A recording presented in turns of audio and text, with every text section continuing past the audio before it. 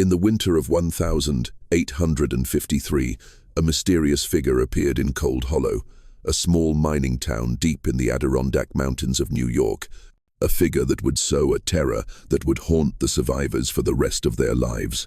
They called him Elias Varnholt, though that name did not exist in any records before that grim February night when he emerged from a blizzard that had buried all the town's hope under a thick layer of ice. What the townspeople discovered about this man, who claimed to be a wandering botanist and demonstrated timeless knowledge of medicinal herbs that saved dozens of lives amidst starvation and disease, would shatter their faith in human nature and expose the raw truths of survival that civilized minds always refuse to confront. For over a century and a half, the records of Cold Hollow have been sealed, hidden from curious eyes. These documents not only reveal who Elias Varnholt truly was, but also what he had done to survive in the frozen wilderness, and more terrifyingly, what he continued to do long after being welcomed as a savior. The truth about Elias Varnholt is not just a story of survival gone awry. It is a gruesome testament to how far a human can fall when stripped of their societal veneer,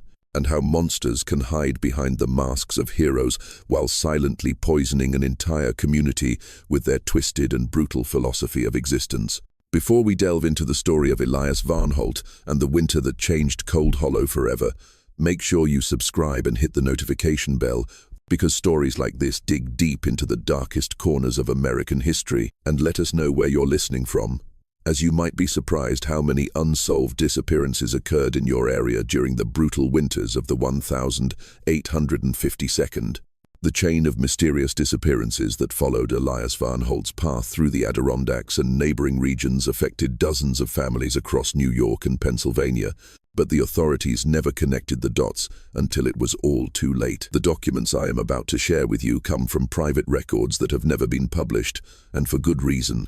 They contain details about human nature that most people are not prepared to face. Cold Hollow, New York in 1853, was the kind of place where survival depended on how well you knew your neighbors. Tucked away in a frigid valley in the Adirondack Mountains, nearly a week's carriage ride from Albany, the town had fewer than 200 residents, mostly miners, farmers, and their families, trying to wring a living from the cold earth. The settlement was founded in 1810 by those searching for iron ore, but by the 1852nd, it had become one of those forgotten communities, existing in isolation, connected to the outside world only by treacherous mountain roads that became impassable during the long winter months. The winter of 1852 to 1853 was particularly brutal. The temperature dropped so low that the town's doctor, Caleb Morrow, who had studied medicine in Philadelphia but moved to Cold Hollow to escape his past after a failed surgery, recorded in his journal that even the holy water in the church froze solid. The Sacandaga River, the town's only source of water and transport route, had been frozen thick since November. Even the hardiest miners, men accustomed to mountain winters, whispered that this winter carried an ancient evil. The heart of the town was Mrs. Martha Cleary's Tavern, a two-story wooden building that served as both a residence and the only place with any warmth left in town. Mrs. Cleary, a tough widow who took over the business after her husband died in a mine collapse, ran the place with an iron fist. Her tavern was the public's gathering place, where they exchanged scant news and sought some comfort on the endless winter nights. Her ledger would later become a crucial piece of evidence, documenting the disturbing change in the community since Elias Varnholt's arrival. At the other end of the main road was Dr. Morrow's practice, where the medicine cabinet was nearly empty. He was struggling with rising cases of infection and malnutrition. The small white church, where Pastor Amos Whitlock preached to an ever-dwindling congregation, stood alone in the square. Pastor Whitlock, a devout man with dreams of building a strong community, was now facing a crisis of faith. The harsh reality of surviving in such an isolated place was testing everyone's belief in God's mercy. Most families lived in rickety log cabins, heated by whatever firewood they had managed to stockpile before the heavy snow turned the forests into a deadly white labyrinth. The wealthier families, like that of the tavern owner Martha Cleary, had a sturdier two-story house with a large fireplace and a cellar full of potatoes and salted meat. Mrs. Martha had one son, Daniel, 13, a bright and curious boy who kept an eye on everything that happened in the town. He was his mother's eyes and ears in this small community. By February 1853, Cold Hollow was drowning in despair, far beyond the hardships of previous winters. The town had already lost 6 people to the cold and disease. Old Silas Croft, a veteran hunter and the only one who knew the secret trails in the forest, was found frozen to death in his hut after his fire went out. He was the one who used to tell the children stories about mythical creatures in the mountains. The youngest child of the Weaver family had died from an unknown fever, despite Dr. Morrow using his last remedies, leaving the young mother in a state of silent grief. The most worrying thing was the depletion of food and medicine. The last supply wagon had arrived in October, and no one dared hope for more supplies until the ice melted at the end of April. Dr. Morrow's medical supplies were now just an empty cabinet. He was down to his last few doses of laudanum, and his surgical instruments were so dull that he feared performing even a simple operation. People began to whisper about the curse of the mountain, that this winter had come to reclaim what man had taken from the earth. Some families were already planning to abandon Cold Hollow entirely as soon as the road was clear. It was into this desperate and isolated world that Elias Varnholt emerged from the storm, carrying knowledge and remedies that seemed like a miracle. And as the wretched people of Cold Hollow were about to discover, they were. But every miracle has a price. The night of the 12th of February, 1853, this date was permanently frozen in the memory of every family in Cold Hollow who survived the nightmare that followed. It was recorded not only in Dr. Morrow's cramped medical log, but also in the private diary of Mrs. Martha Cleary and the trembling accounts of witnesses. Young Daniel Cleary, Martha's 13-year-old son, was the first to spot the figure. He was reinforcing the stable door against the blizzard, which was howling like a damned soul, when he saw what looked like a ghost stepping out of the whiteout. Daniel's first instinct was to rub his eyes, thinking it was just a hallucination born of exhaustion and the flickering lantern light. But as he looked closer, the shape resolved into the unmistakable form of a man. The person moved with purpose, walking steadily down the slope into town with a cold confidence that seemed impossible in the midst of the storm. Most people lost in blizzards would stumble, disoriented, until they collapsed and were buried by the snow. This man was different. He walked as if following an invisible path only he could see. Daniel rushed into the tavern to call his mother, and within minutes, the bravest men in town had gathered by the window, holding their breath as they watched the stranger approach. What they saw defied all their understanding of human limits. The figure walked upright, head-on against gusts of wind that could knock over a cow. His pace was steady, unhurried, as if he were taking a stroll on a calm autumn afternoon, instead of facing a fury that had claimed the lives of so many unfortunate souls. Elias Varnholt arrived at the tavern, looking as if he had just stepped out of another world. His clothes were strange, made of materials no tailor or hunter in Cold Hollow had ever seen. The long outer cloak was made of what looked like treated animal hide, but it was light and soft, and the snow simply slid off its surface without leaving it wet. Underneath, he wore a layered suit of tightly woven fabric that had a faint metallic sheen in the light. But his boots were the most curious thing. They were exquisitely crafted, leaving strange tracks in the snow, deep and clear, with a distinct pattern that looked like complex geometric carvings. Dr. Morrow later sketched these tracks in his journal, noting, "They are unlike any footwear I have ever seen, either in Philadelphia or in European books. They were made to conquer treacherous terrain, showing a level of craftsmanship and specialized knowledge entirely inconsistent with the story of a lost botanist." But it was Varnholt's physical condition that truly unsettled the seasoned men. Despite claiming to have wandered for days in the White Death, he showed no signs of severe frostbite. His cheeks were ruddy from the cold, yes, but his fingers and extremities were completely intact, without a single bruise from the frost. He moved with agility and spoke coherently, which was impossible for someone who had just escaped the blizzard's clutches. His movement was fluid and controlled, his voice clear and calm. Dr. Morrow examined him thoroughly and found this so extraordinary that he wrote extensively about it, theorizing that Varnholt must have had adequate shelter and supplies far more recently than his story suggested. The man himself was tall and lean, with the physique of someone who had spent a lifetime facing harsh nature. His dark hair was streaked with silver, though he looked no older than 40. His hands were calloused and covered in old scars, his shoulders broad, and his legs sturdy like those of a man who had walked thousands of miles over the most difficult terrain. But it was his face that seared itself into everyone's memory. The features were sharp and angular, with high cheekbones and a straight nose, giving him the look of a patient predator. His skin was weathered but perfectly healthy, with none of the pallor or signs of malnutrition of someone who had been struggling to survive. Most memorable were his eyes, a cold grey, almost devoid of color, like a frozen lake in winter. The way he looked at people made them feel deeply uneasy, as if he were silently measuring them for some purpose they couldn't comprehend. Children, like Daniel Cleary, were drawn to him in the way they are drawn to a dangerous wild animal, while adults instinctively felt the need to keep their distance. Several townspeople later described the strange feeling that Varnholt was silently memorizing everything he saw: the layout of the town, the habits of each family, the relationships and power dynamics within the community. When he spoke, it was in perfect English, but with an intonation that no one in Cold Hollow could place. It wasn't a New England accent, nor was it European. Dr.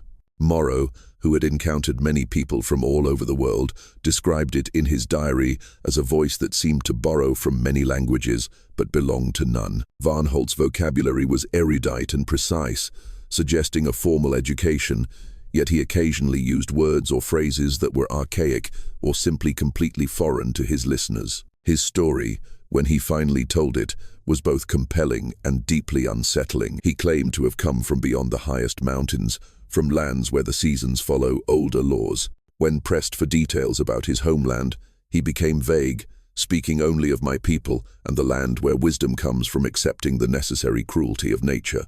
He described a community that lived in harmony with the most brutal aspects of the wild, where survival was not about fighting the wilderness, but about understanding and becoming a part of it. Children were drawn to him. They would gather around whenever he told stories of frozen forests and strange customs. The adults found him deeply unsettling but couldn't articulate why. There was something in the way he moved, the way he observed everything around him, the way his cold grey eyes seemed to see through people's souls rather than just look at them, that triggered an instinctual alarm in anyone who stood near him for too long. However, the most disturbing aspect of Elias Varnholt's arrival was what he carried with him. In a leather satchel he never let out of his sight, a bag made of the same strange waterproof material as his cloak, he kept what he called his medicines and botanist's tools. The contents of this bag would later become the source of the town's worst nightmares. But in those first few days, desperate and destitute, the people of Cold Hollow welcomed what seemed like divine intervention in their darkest hour. That very first night, as Varnholt sat by the fire in Martha's tavern, warming himself with a mug of strong corn whiskey, he began to demonstrate the knowledge that would make him indispensable to the community. When young Hannah Weaver began to cough violently, a rattling cough that had worsened over the past week and made Dr. Morrow fear pneumonia, Varnholt listened carefully to the sound from her chest. He immediately diagnosed the problem as a lung infection caused by inhaling cold, damp air for too long. From his mysterious bag, he produced a small vial containing a dark liquid that smelled of roots and something else, a pungent, organic scent that no one could identify. He instructed Hannah to take just 3 drops mixed with hot water. Within an hour, her coughing had subsided significantly. By the next morning, she was breathing normally for the first time in weeks. News of this miraculous cure spread through Cold Hollow like wildfire in a windstorm. By the end of Elias Varnholt's first full day in town, half the community was lined up outside the tavern, carrying their frail hopes of being cured of the ailments that had plagued them all winter. Within days, Elias Varnholt had established himself as Cold Hollow's savior, though his methods were unlike anything the townspeople had ever witnessed. Dr. Morrow, initially skeptical of anyone claiming medical knowledge without a degree, became grudgingly impressed by the stranger's accurate diagnoses and the incredible effectiveness of his treatments.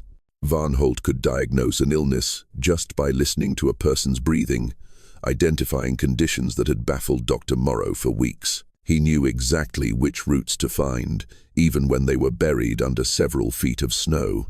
And most remarkably, his treatments worked with an efficiency that bordered on miraculous. When the weaver's youngest daughter showed symptoms that Dr. Morrow feared was the same winter fever that had killed so many in the past, Varnholt prepared a thick, dark concoction. It involved boiling several strange roots with what he called specially preserved mountain meat prepared according to the traditions of my ancestors. The process took hours and required ingredients that Varnholt produced from small wooden boxes in his seemingly bottomless leather satchel. The smell that emanated from his pot was unlike anything the townspeople had ever smelled. It was sickly sweet, mingled with an underlying foul odor that reminded some of the smell of animal traps left too long in the woods.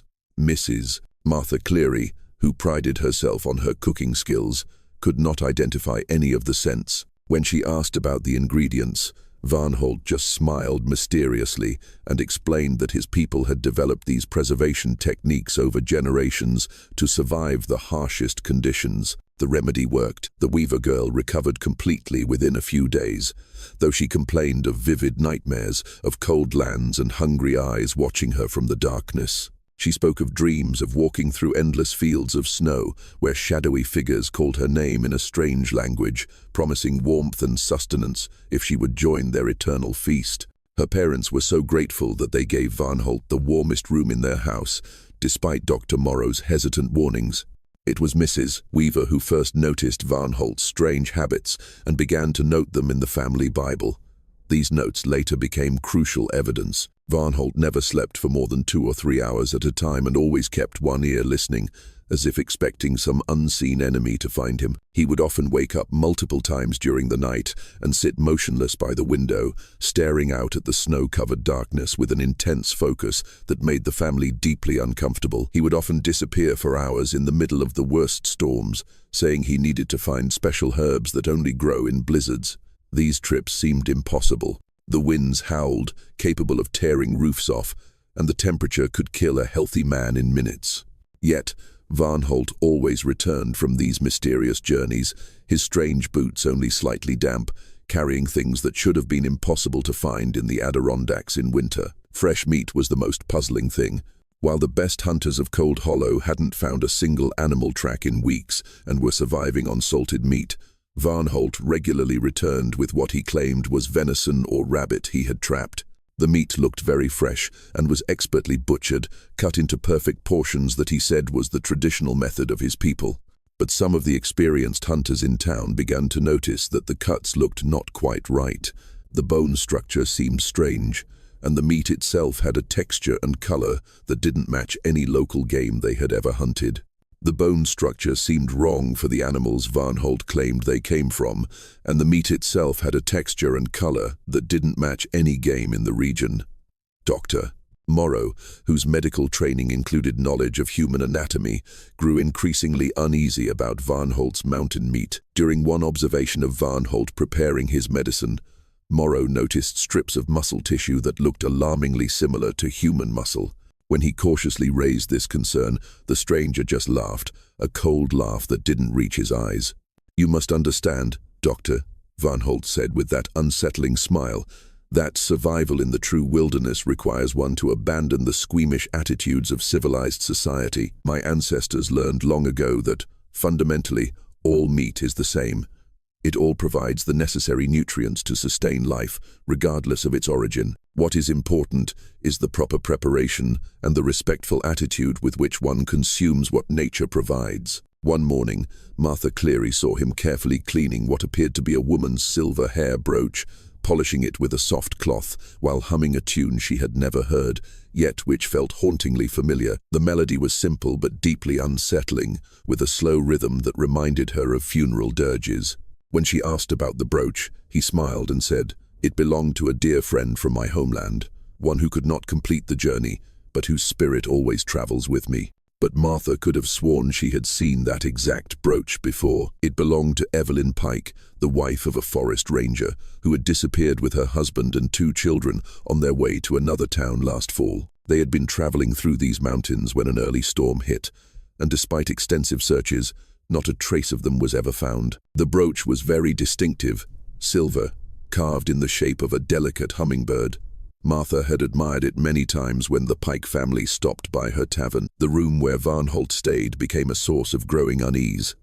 Strange sounds emanated from it at night, soft scraping and tapping noises as if someone were working with small tools. Occasionally, it was punctuated by sounds that resembled a muffled sob or a weak whimper.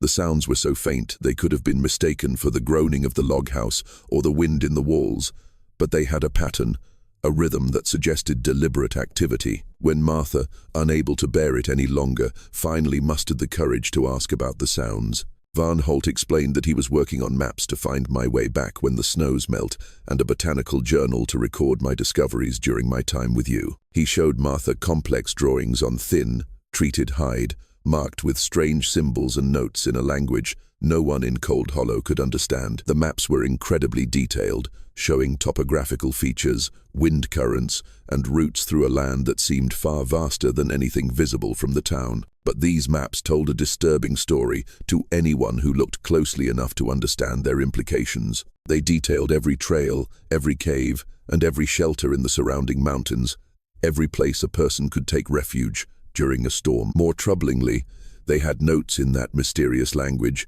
marking certain locations with symbols that looked disturbingly like tally marks. A few areas were circled with numbers next to them, suggesting Varnholt was keeping account of something or someone. Dr. Morrow, whose initial curiosity had turned into deep suspicion, began to document every aspect of Varnholt's behavior and the effects of his remedies on the townspeople. What he recorded would later become crucial evidence in understanding the true nature of what was happening in Cold Hollow. The first disturbing pattern Morrow noticed was how Varnholt's patients reacted to the treatments. While the immediate effects were always positive, symptoms vanished, strength returned. There were subtle behavioral changes that appeared over time. Patients treated by Varnholt began to crave meat with an intense fervor, an unusual thing when protein was so scarce. They also became more aggressive and territorial, guarding their food supplies excessively, far beyond normal survival instincts. More troubling were the psychological changes. Several of Varnholt's patients began to have identical nightmares,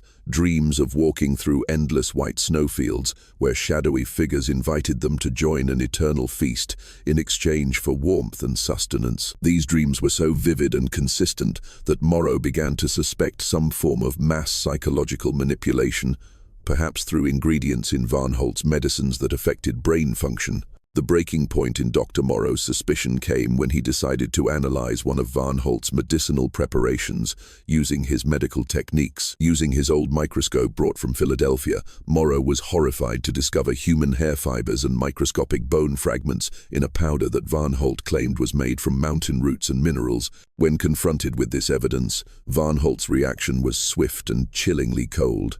Instead of denying or feigning surprise, he seemed pleased that Dr. Morrow was intelligent enough to discover the truth. "Ah, Doctor," Varnholt said, his cold grey eyes glinting with something akin to admiration. "I had hoped that a man of your education would understand the true nature of my work. Yes, your analysis is entirely correct. The most effective remedies are those that incorporate elements from the ultimate source of life, man himself." Dr. Morrow's blood ran cold as Varnholt calmly continued his explanation. "In my homeland, we learned long ago that the human body contains all the elements necessary to heal and strengthen other bodies. When prepared correctly, according to the ancient traditions passed down through generations, human tissue becomes the most potent medicine. It creates a bond between those who share it, a communion deeper than any prayer you could offer." The implications of Varnholt's words struck Morrow like a physical blow. This man was not only feeding human remains to the townspeople as medicine, but he was doing so as part of a deliberate plan to psychologically condition them, to make them accept cannibalism as normal, even necessary. The nightmares, the behavioral changes, the meat cravings, all were part of a systematic process to break down the final psychological barrier of a civilized human being. As February bled into March, the situation in Cold Hollow grew darker and more complex. Elias Varnholt's medical successes continued to mount, but so did the strange incidents and unsettling discoveries surrounding his presence. Dr. Morrow began to keep detailed notes on Varnholt's methods, partly out of medical curiosity and partly out of a growing fear that something abominable was happening to his community under the guise of healing. Varnholt's kit contained instruments that Dr. Morrow had never seen in any medical textbook. There were knives with unusual curved blades, designed more for flaying than for surgery. Small saws with teeth arranged in a pattern meant for efficiently cutting through bone, and numerous vials containing powders and liquids that gave off a scent unlike any known pharmaceutical. When Morrow expressed interest in learning more, Varnholt would always deflect with complex explanations about ancestral secrets and sacred knowledge that loses its power if seen by the uninitiated. The breakthrough in understanding Varnholt's true nature came when young Daniel Cleary, Martha's son, made a discovery that would change everything.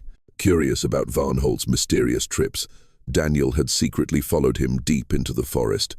He found what he initially thought was a natural sinkhole at the base of a giant pine tree. The entrance was obscured by dry branches and snow, almost invisible unless you looked closely. But as Daniel curiously cleared the entrance, he realized someone had turned this space into an extremely well-organized storage cellar. The entrance led to a natural chamber in the earth, which had been dug out and reinforced to create a sophisticated cache for preserving supplies. The walls were lined with a type of treated hide, but its texture and smell were unlike anything local hunters had ever produced. Inside this secret repository, wrapped in the same strange leather-like material as Varnholt's clothes, were items that made Daniel's blood run cold, his hands shaking as he unwrapped bundle after bundle of evidence, revealing a truth more malevolent than anyone in Cold Hollow could imagine. There were clothes, lots of them, miners' shirts, women's dresses, children's winter coats, all folded neatly and carefully preserved,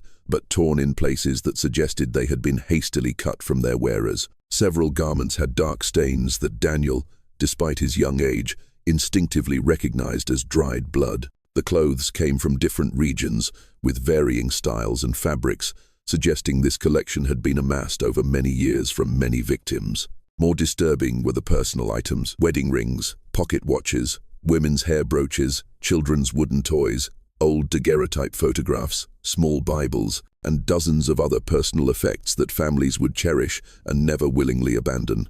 Each item was cleaned and carefully organized, as if they were trophies being kept for some sick purpose. But what truly horrified Daniel to the point of nausea was the collection of detailed sketches he found, wrapped in an oiled cloth to protect them from moisture. They were anatomical drawings, but they depicted the human body in a way designed for butchery, not healing. The drawings had careful notes on optimal cutting points for maximum yield, preservation methods in freezing conditions, and preparation techniques for various forms of consumption. Some sketches depicted the butchering of large game like deer and bear, with detailed instructions, but others clearly depicted human forms with similar notations, treating the human body as just another source of protein to be harvested and processed.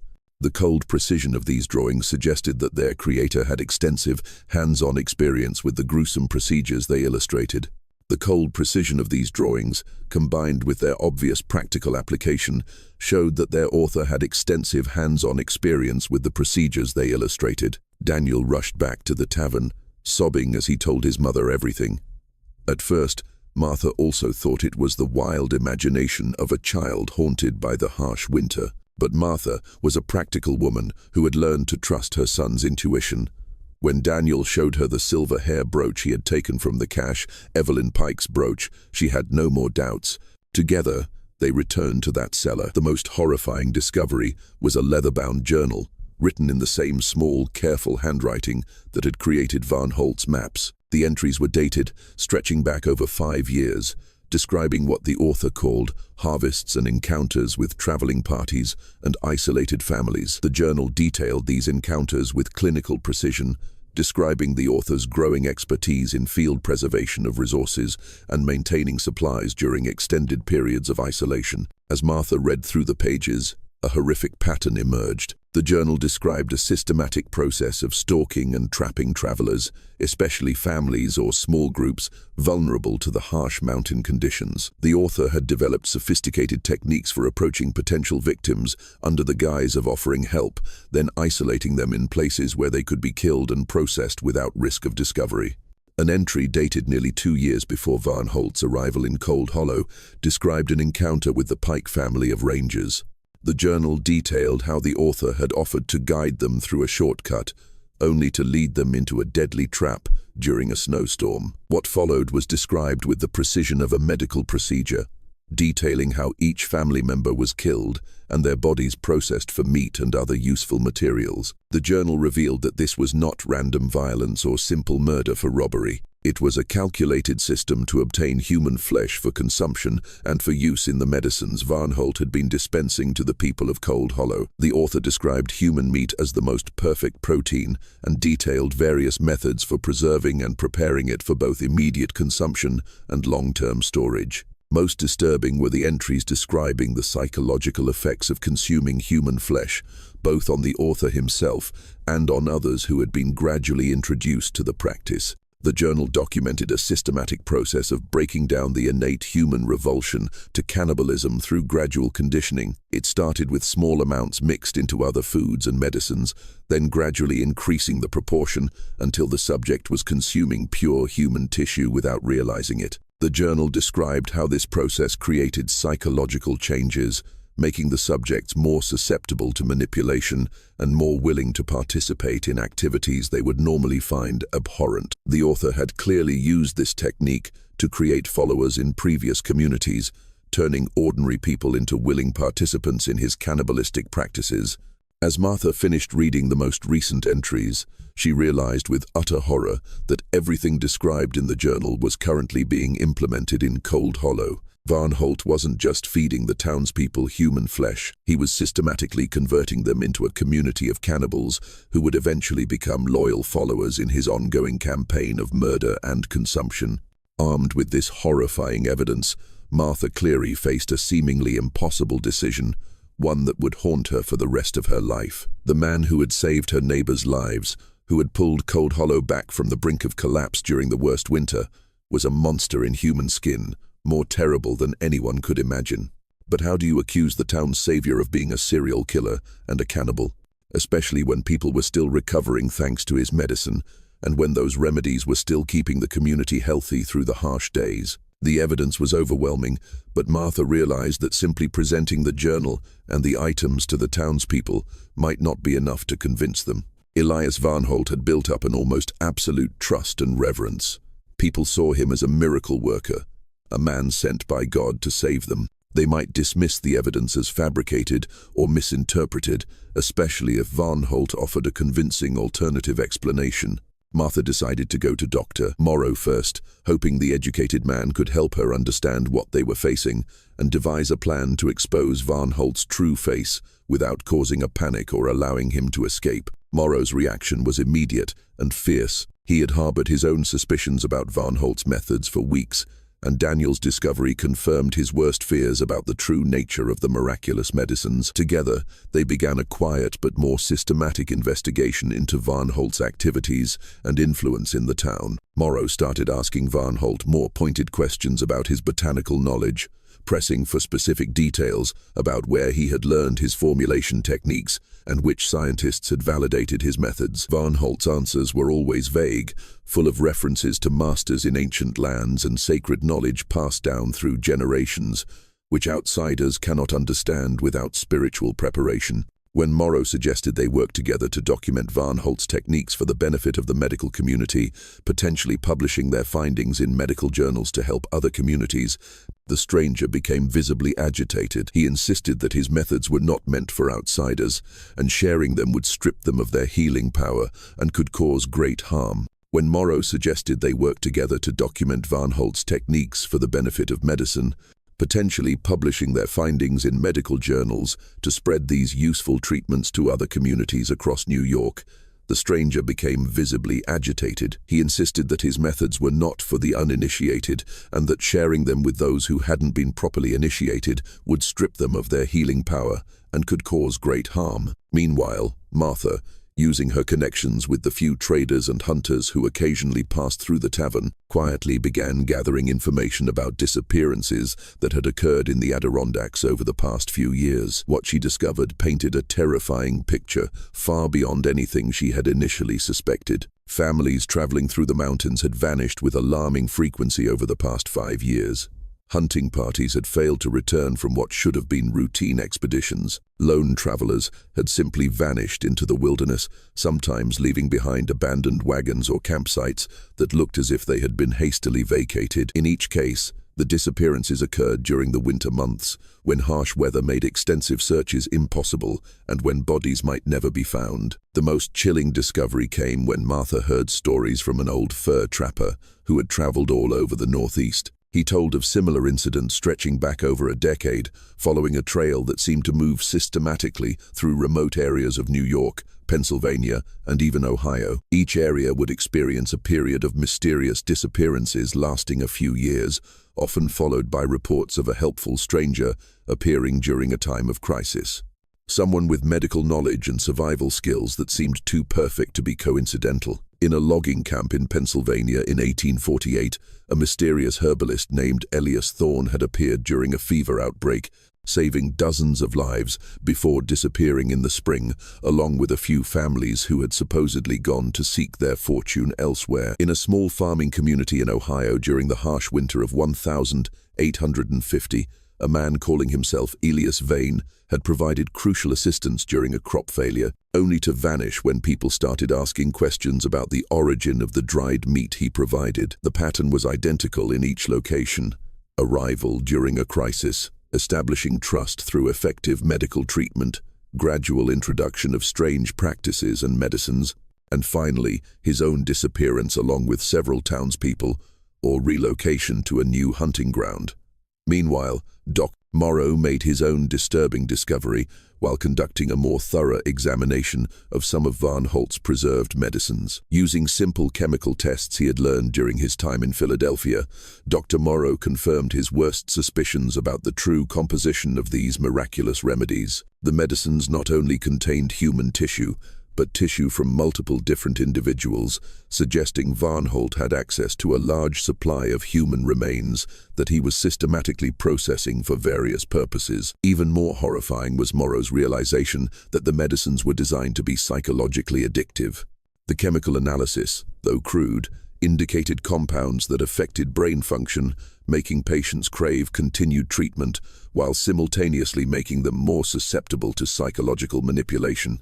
The miraculous recoveries were not just the result of effective medicine. They were the product of a sophisticated system of chemical conditioning that made patients dependent on their savior, while gradually breaking down their moral resistance to increasingly disturbing practices.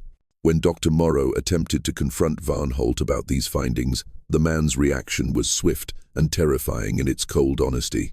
Instead of denying the accusations or expressing outrage, Varnholt seemed almost relieved that someone had finally understood the complexity of his work. "You do not understand the necessities of true survival, Doctor," Varnholt said, his grey eyes flashing with a predatory light that sent a chill down Morrow's spine. "In the places I have been, in the situations I have faced, one learns that the boundaries between medicine and other necessities become meaningless when survival is at stake. The human body provides what the human body needs, if one has the knowledge and the will to use it correctly." Varnholt continued his explanation with the calm precision of a lecturing professor. "Your civilized society has created false taboos around the most natural and efficient forms of sustenance. My ancestors learned long ago that those taboos are luxuries that only the weak and well-fed can afford. When winter comes, when food runs out, when death knocks on every door, such squeamishness is not only foolish, but actively detrimental to existence." Dr. Morrow left that conversation convinced that Elias Varnholt was not just a killer. He was something far worse. He was a cannibal who had perfected his methods over many years, using scientific knowledge to justify and refine his horrific activities, while developing techniques to convert entire communities to his twisted and brutal worldview. The situation in Cold Hollow began to escalate rapidly as more and more townspeople exhibited the behavioral changes that Dr. Morrow had documented. The craving for meat became more pronounced.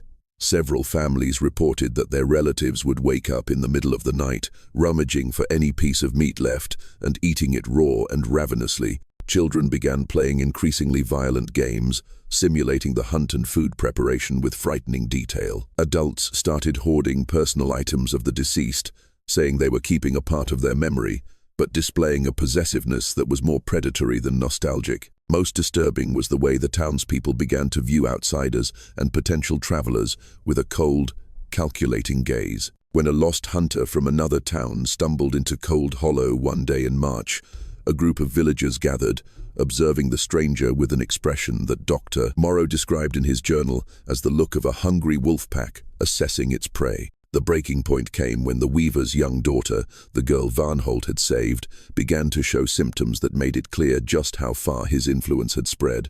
The girl developed an insatiable hunger for meat, specifically raw meat. She constantly had vivid nightmares about the people in the snow who wanted to share their feast with her and teach her the old ways of eating. Her mother found her in the shed at midnight, gnawing on a raw piece of salted venison with an expression of pure, primal hunger. The little girl's small hands and face were smeared with blood and grease. When her mother tried to take the meat away, the girl actually growled like a wild animal, and bared her teeth as if ready to bite anyone who came between her and her food. The child's eyes held the same cold, vacant grey light they had all learned to recognize in Elias Varnholt, and when she spoke, her voice carried the same unsettling cadence and vocabulary that had become the hallmark of Varnholt's cured. "The teacher says," the girl said, licking her bloody fingers with a ghastly pleasure, "he says the old people were wrong to waste good food just because it walked on 2 legs instead of 4. He says, when we learn the right way to eat, we will never be hungry again, and we will never have to fear the winter." Mrs. Weaver realized with dawning horror that her daughter had been systematically conditioned to accept cannibalism not just as acceptable, but as desirable.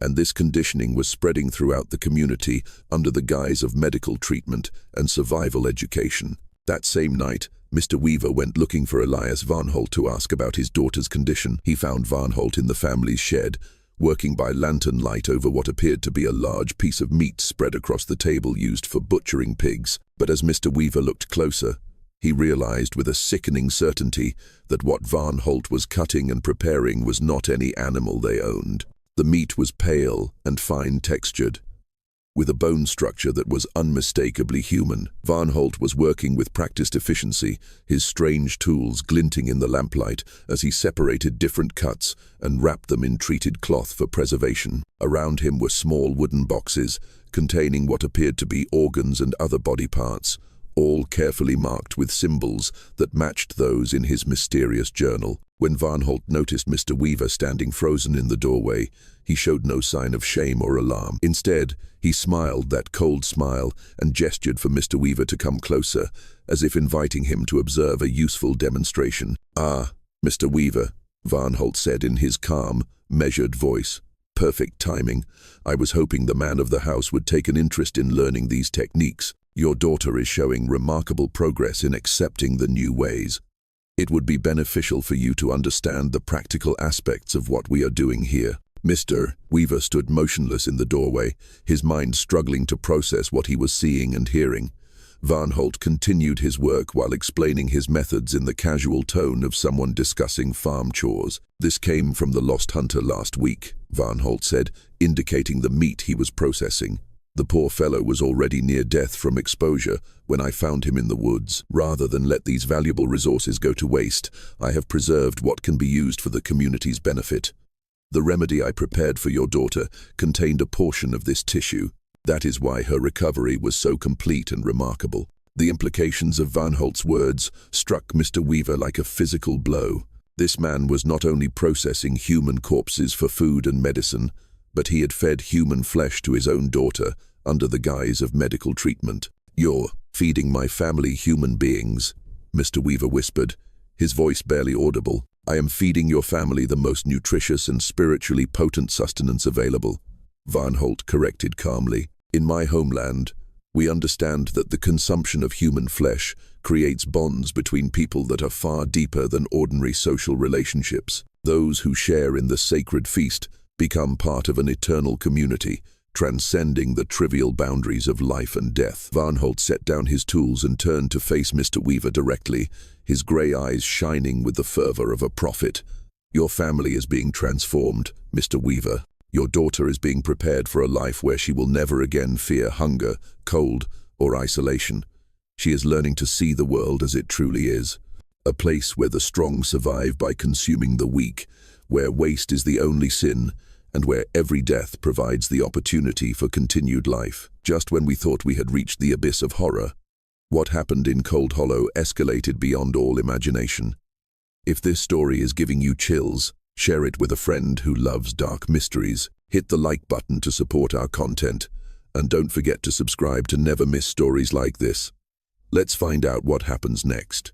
Because what Mr. Weaver witnessed in his shed was only the beginning of Elias Varnholt's final revelation. The confrontation that would decide the fate of Cold Hollow took place on the 20th of March, 1853, on a night later remembered as the bloodiest in the town's history. Dr. Morrow and Mrs. Martha Cleary had spent the previous day gathering evidence and allies, finally convincing Pastor Whitlock and a few brave miners that Elias Varnholt was a mortal threat to their community. The decision to act was forced by increasingly desperate circumstances. More townspeople had disappeared, and those who remained were slowly being transformed into creatures they no longer recognized. More townspeople were showing signs of psychological conditioning. Children would disappear for hours and return with blood on their clothes and a secretive look, and some families were horrified to find human bones hidden in their sheds. The plan was to confront and apprehend Varnholt at the church, where he was gathering his followers, and to search for evidence to present to the county authorities. But Varnholt had been watching the community's leaders as carefully as they had been watching him. When the brave group, consisting of Dr. Morrow, Martha Cleary, Pastor Whitlock, and 3 courageous miners, approached the church that evening, they found the scene transformed into something from their worst nightmares. The church was eerily quiet, but candlelight flickered from every window, creating dancing shadows on the walls, as if they were performing a macabre dance. It was too quiet for a gathering. The silence was broken only by a low, rhythmic sound that none of them could immediately identify, something between a hum and a chant, with a cadence that seemed to match the beating of a human heart. Mr. Weaver blocked their way at the door, but the man who greeted them was no longer the gentle farmer they once knew. Something was wrong with his eyes. They held the same vacant, predatory expression they had learned to recognize in all those Varnholt had cured, but it was intensified to a degree that made him seem almost inhuman. His movements were fluid and controlled, like a predator stalking its prey, and his smile revealed teeth that somehow seemed sharper than they should have been. Behind him, his wife, Mrs. Weaver, stood motionless beside other converted townspeople. Her hands were stained with what looked like blood. Her once neat dress was torn and soiled, her hair hung loose, and her face wore an expression of beatific calm that was somehow more terrifying than outright madness. "Elias has taught us about true survival," Mr. Weaver said in a voice that was not entirely his own. The words carried Varnholt's distinct cadence and rhythm, as if he were reciting memorized lessons about the communion that binds a community in the deepest winter and the sacred responsibilities that come with understanding the true nature of sustenance.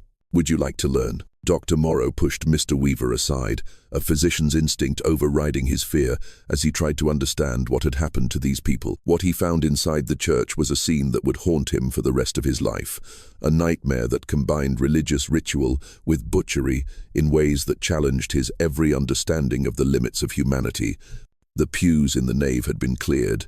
The main altar had been dragged to the center of the room, surrounded by long benches, arranged in a perfect circle.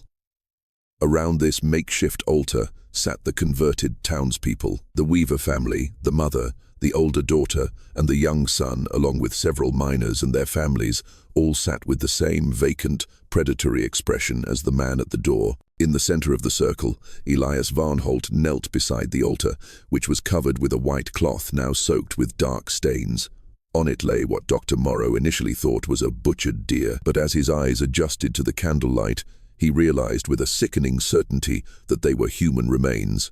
The body had been systematically dismembered with surgical precision. Different cuts were separated and arranged as if for some grotesque feast. Around the altar were small wooden boxes containing what appeared to be organs and other body parts, all carefully prepared and marked with the same symbols from Varnholt's journal. The cold precision of the butchery, combined with the ritualistic arrangement of the scene, suggested this was not random violence, but part of a meticulously planned ceremony. "Ah, Doctor," Varnholt said without looking up, his voice retaining the calm, measured tone he always used when discussing his remedies.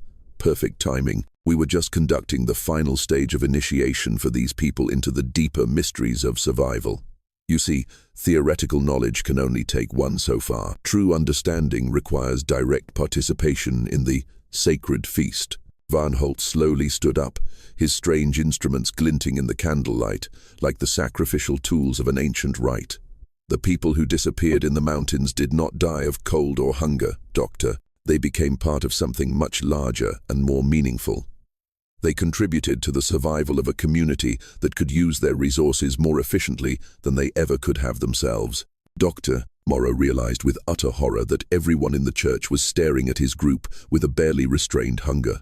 Their eyes followed every movement with the focused attention of predators assessing prey. Whatever Varnholt had been feeding these people, whatever psychological conditioning he had implemented, had transformed them on a fundamental level, far beyond mere mental influence. "You've poisoned them," Morrow whispered, his voice lost in the still air of the church. "Conditioned them to accept." "To accept necessity," Varnholt interrupted, his voice now taking on the fervent tone of a prophet preaching his gospel. "To accept the truth your civilized society has tried to deny, that survival requires the strong to consume the weak, that waste is the only sin, and that the human body is the most perfect sustenance for human life." Varnholt gestured toward the arranged body parts on the altar with unconcealed pride. "In my homeland, which exists wherever winter is coldest and resources are scarcest, we learned that unity requires sacrifice. The many must sustain the few who are capable of leading them through the darkest of times. These people have been transformed from weak, fearful creatures into something stronger, more unified, and capable of surviving anything this world throws at them." Pastor Whitlock, who had been silent until now, suddenly found his trembling voice. "You're talking about cannibalism, about the crime of murder.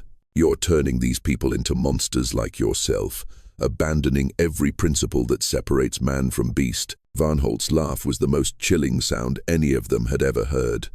It was not the laugh of a madman, but the genuinely amused response of someone who found their ignorance more pitiable than offensive. "Monsters, Pastor, look around you carefully. These people are healthier than they have been all winter. Their children are growing strong and learning skills that will help them survive. Their families are united in purpose, in ways your empty promises of heaven could never achieve.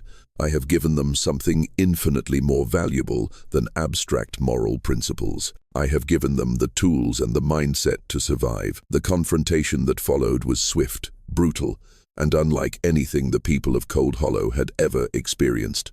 Varnholt's followers attacked the intruders with a savage coordination, moving like a pack of wolves that had hunted together many times. Their movements were fluid and practiced, suggesting this was not the first time they had been called upon to defend their transformed community.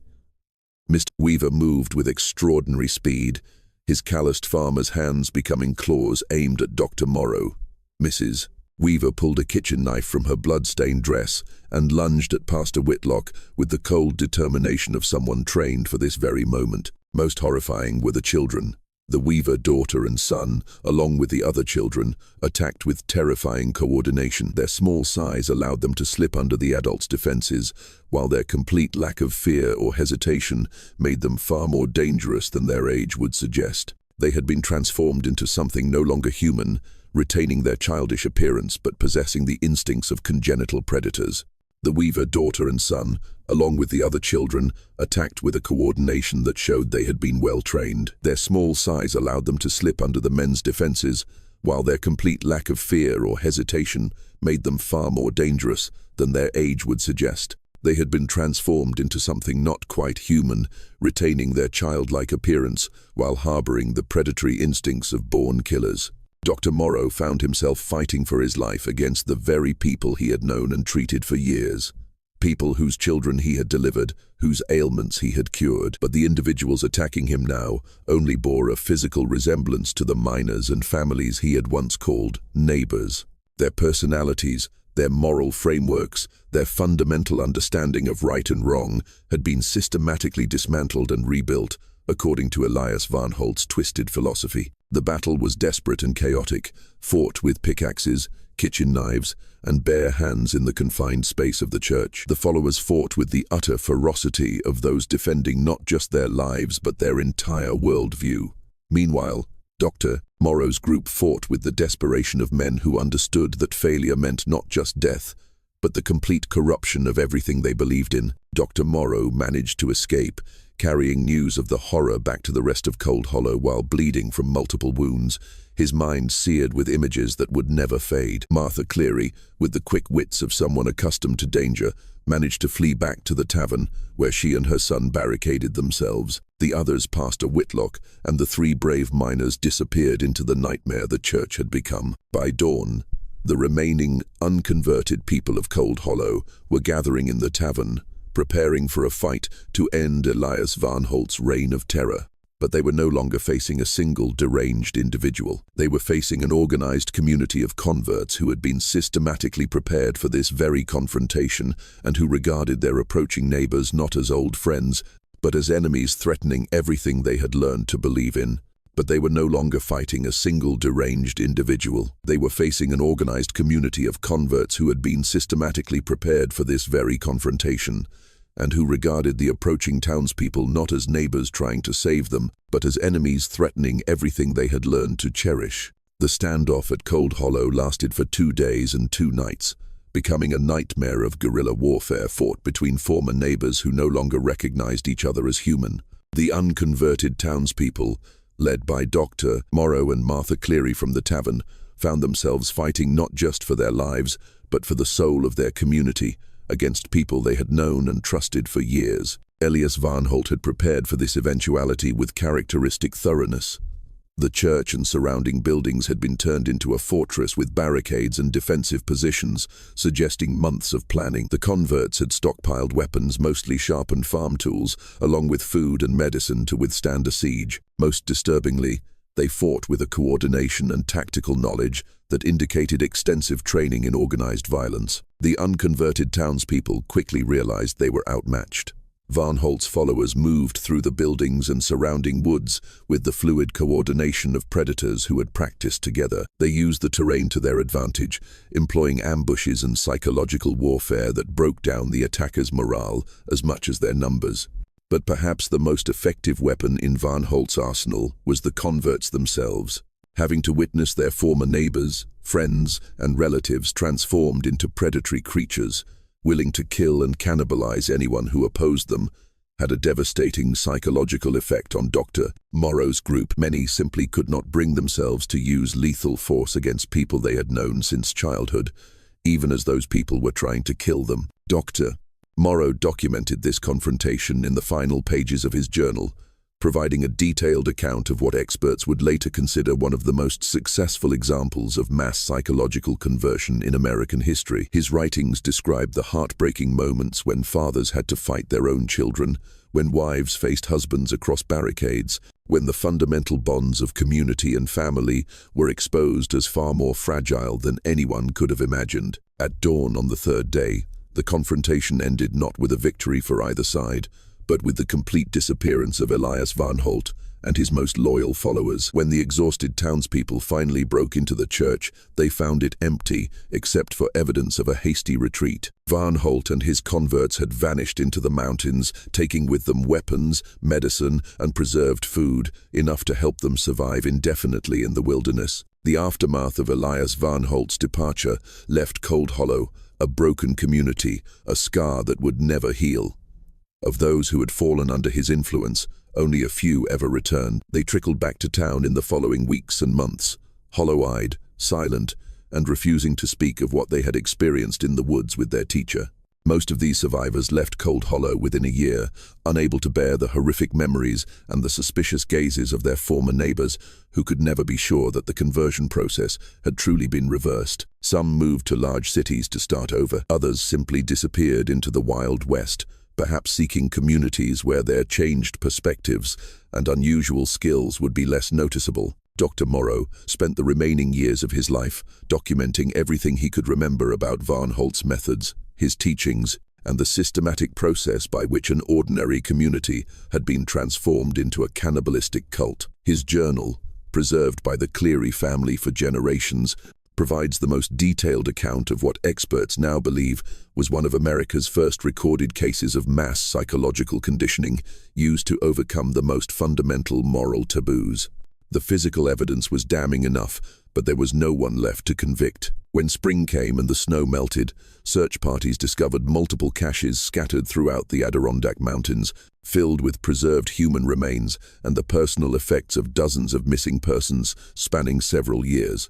The scale of Varnholt's activities became clear. He had been operating across the Northeast for at least a decade, preying on travelers and isolated families while perfecting his methods of psychological manipulation and human preservation. These caches revealed the sophisticated nature of Varnholt's operation. He had established permanent supply depots throughout the wilderness, each containing full equipment for butchering, preserving, and storing human flesh, along with chemicals for creating the medicines he used to condition his victims. The scale and organization of these facilities suggested Varnholt was not acting alone, but was part of a larger network, an organization of individuals engaged in similar activities throughout the wilderness.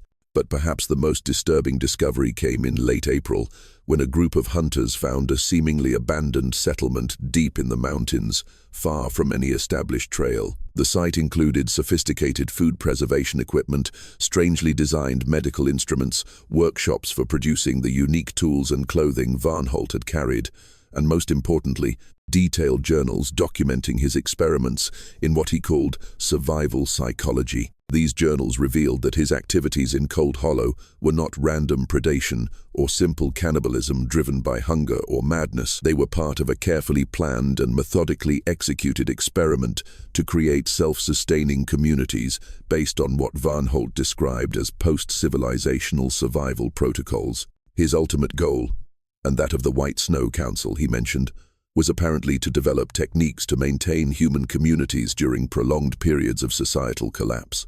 They used methods that completely abandoned conventional moral constraints in favor of pure survival efficiency. The journals described similar experiments conducted in other isolated communities across the Northeast for nearly 15 years, each following the same basic pattern: infiltration, building trust, conversion, and finally, harvest or relocation. Infiltration during a time of crisis, establishing trust through genuine medical assistance, gradual introduction of unconventional survival practices, systematic psychological conditioning to overcome moral resistance, and finally, either the complete conversion of the community or the elimination of witnesses, followed by relocation to a new testing ground. Most chilling were the detailed entries describing Varnholt's long-term plans to expand his operations. He had identified dozens of vulnerable communities throughout the mountains of the Northeast and had developed comprehensive strategies to infiltrate and convert each one. His ultimate vision seemed to be the creation of a network of cannibalistic communities, able to support each other through the harshest winters and most severe societal disruptions, gradually spreading his philosophy throughout the isolated regions and beyond. The journals also revealed that Varnholt was not the mastermind, but rather a field operative working for the so-called White Snow Council, a larger organization apparently dedicated to developing and testing survival strategies for a foreseen societal collapse. References to the council and the directors suggested his work was being monitored and guided by individuals with extensive resources and long-term planning capabilities. Elias Varnholt himself was never captured, despite searches by local authorities following the disjointed accounts from Cold Hollow. Not a single trace of him was found after he vanished into the forest. Some believed he died in the wilderness. Others believed he simply moved on to a new region, ready to begin his horrific work again, in a place where no one would recognize his methods or connect him to previous events. The truth may be more disturbing than either theory. In 1857, just 4 years after the Cold Hollow incident, reports began to surface from isolated mining camps in the Appalachian Mountains of a helpful herbalist who appeared during harsh winters, offering medical aid and survival advice to struggling families. In 1860, similar reports came from remote areas of Michigan, describing a man with cold gray eyes and medical knowledge who seemed to know exactly what people needed to hear in their darkest moments. Each incident followed the same pattern that had devastated Cold Hollow: arrival during a crisis, establishing trust through effective medical treatment, gradual introduction of unconventional practices, and eventually the complete conversion of the target community or mysterious disappearances, followed by the stranger's departure. The last recorded appearance of someone matching Varnholt's description was in 1861, amidst the chaos of the Civil War, at an isolated military outpost in Missouri. Desperate conditions during a brutal winter had left the soldiers vulnerable to anyone offering hope and help. Witnesses described a doctor with cold grey eyes and prematurely silver hair, who claimed to come from lands where the old laws of survival are still honored. He stayed for 3 months, helping the soldiers survive the disease and starvation that had already killed dozens of their comrades. His medicines were remarkably effective. His advice on preserving and rationing food helped the entire camp hold out through the winter. When spring came and reinforcements finally reached the outpost, the mysterious doctor had vanished, taking with him a platoon of 15 soldiers who were never seen again. The subsequent military report, found in the National Archives, noted disturbing details about the condition of the remaining soldiers.